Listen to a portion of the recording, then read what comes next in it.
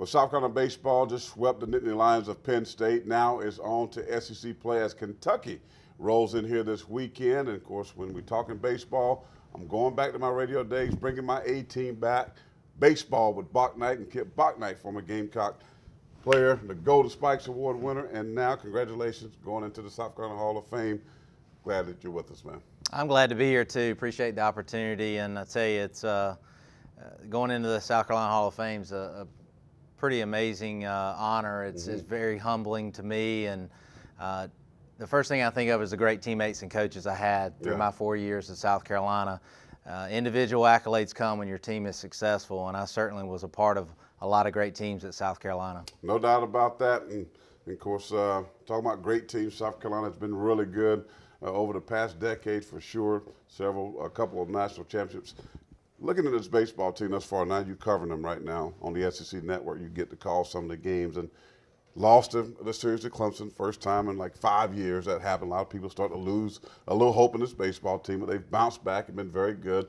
Just swept Penn State. Now Kentucky comes in. But your early assessment of what you see with Chad Holbrook and this baseball team? I think it's they've got some challenges. I do. I think that there's a lot of positives, but I do think that the hitters need to start making some adjustments, and hitting coach Brian Busher's doing a wonderful job. He's working on getting the guys to shorten up their swings a little bit. I think that's important. We've seen some long swings and seen some guys been able to throw fastballs in on them and really be tough on the hitters. And I think our pitching staff is for the most part doing a good job. Some of the younger folks, we've got some great arms this year, Corey. It's a situation now that guys have got to log some of those innings, and now you're in the SEC play. Right. And it's certainly going to be a lot better competition than what they've seen this first month. Well, when you talk about the pitching, on paper, it looks really good, although we've seen some struggles.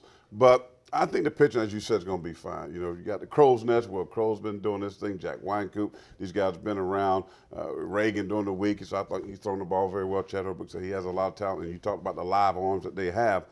But it goes back to hitting now. You know, against Penn State, the last game, they had their best hitting of the season. I mean, they 14 hits in that game.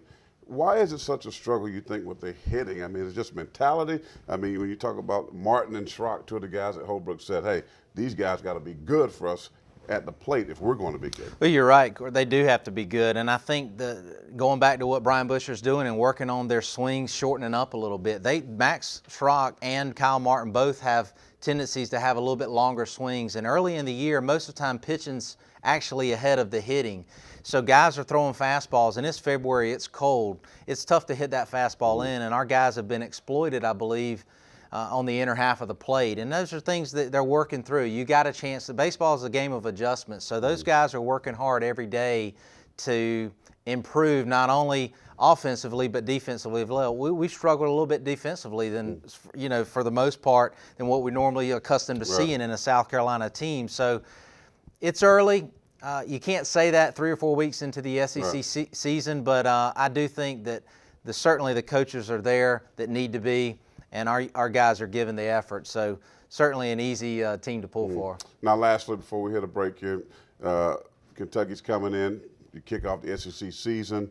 What's the difference? I mean, are they battle tested for the SEC based on the early non-conference schedule?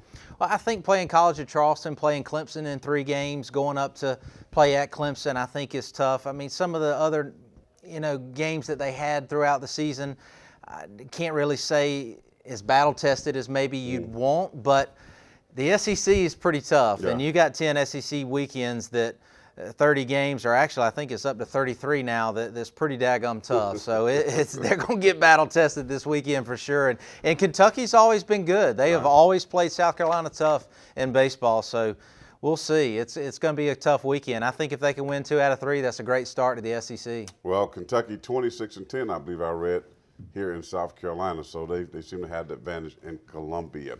Well, don't forget, Kip will be joining us. Chalk Talk Baseball. As soon as basketball done, we'll kick over to Chalk Talk Baseball with Bouknight. So he'll be with us 30 minutes on every Monday night. That's going to do it for sports. We'll be back to wrap things up here in just a moment.